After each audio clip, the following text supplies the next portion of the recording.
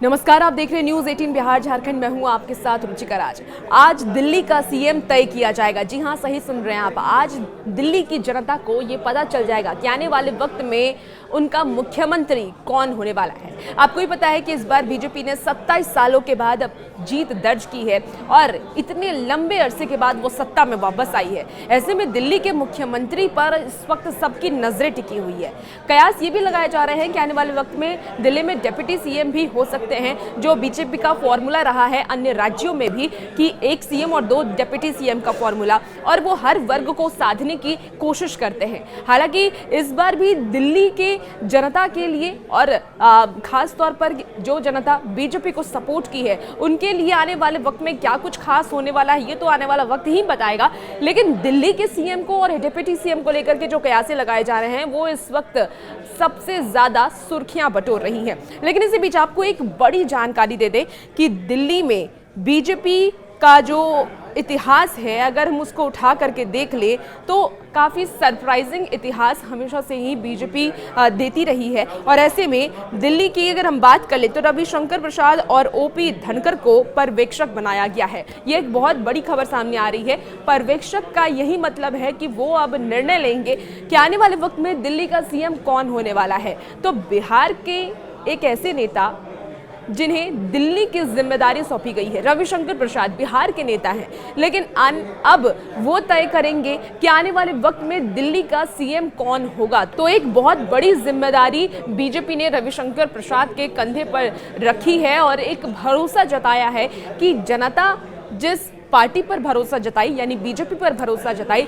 अब वो बीजेपी रविशंकर प्रसाद पर भरोसा जताते हुए ये जिम्मेदारी अब उनके ऊपर छोड़ दिए हैं कि उन्हें पर्यवेक्षक बनाया गया है और वो अब तय करेंगे कि आने वाले वक्त में दिल्ली का सीएम कौन होगा। हालांकि आपको पता है इस बार कई सारे ऐसे मुद्दे हैं जो सुर्खियों में रहे थे। खासकर बीजेपी की अगर हम बात कर लें तो बीजेपी गरीबों को, महिलाओं को, युवाओं को, किसानों को हमेशा से ही साथ देती रही है और हमेशा से उनकी प्रायोरिटी लिस्ट पे, उनकी सबसे ऊपर वाली लिस्ट पे ये 4 वर्ग रहे हैं। लेकिन इस बार झुग्गी झोपड़ियों की अगर बात कर लें तो बीजेपी इस मुद्दे को भी खास तौर पर उठाती रही।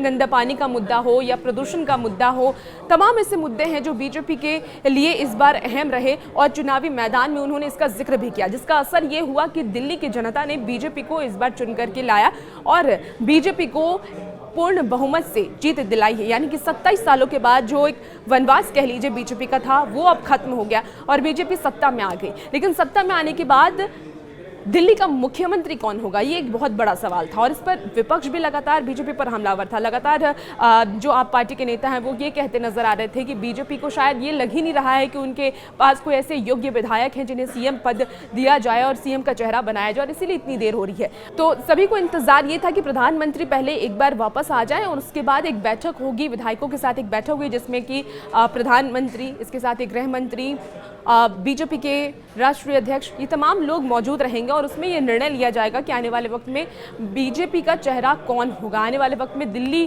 का जो सिरताज है, दिल्ली की जो कुर्सी है वो कौन संभालेगा।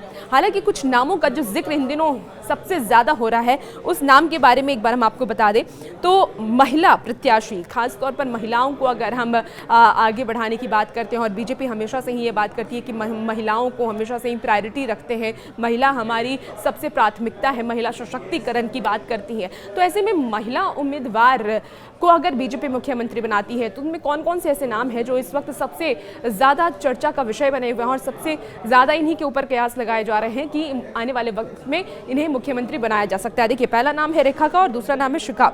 ये 2 ऐसी महिला उम्मीदवार हैं, महिला विधायक हैं जिनके नाम पर अभी इस वक्त चर्चाएं चल रही हैं कि बीजेपी की तरफ से इन 2 उम्मीदवारों को आने वाले वक्त में बनाया जा सकता है मुख्यमंत्री।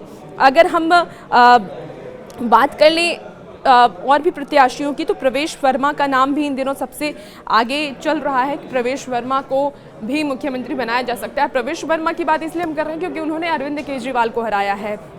नई दिल्ली सीट से उन्होंने बहुमत के साथ जीत हासिल की है और आम आदमी पार्टी के जो संयोजक रहे हैं और काफ़ी सालों से 2 बार से वो मुख्यमंत्री रहे हैं, उनको उन्होंने हराया है। तो ऐसे में सभी का जो कयास है या फिर कह लीजिए कि सियासी गलियारे में इन दिनों जो नाम इस वक्त सबसे आगे चल रही है वो प्रवेश वर्मा की है।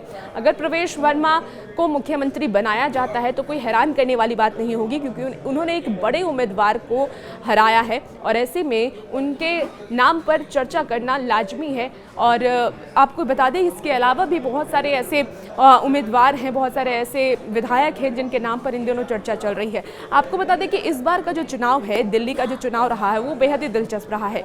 बीजेपी खास तौर पर इस बार पूर्वांचलियों को साधने में भी कामयाब रही है।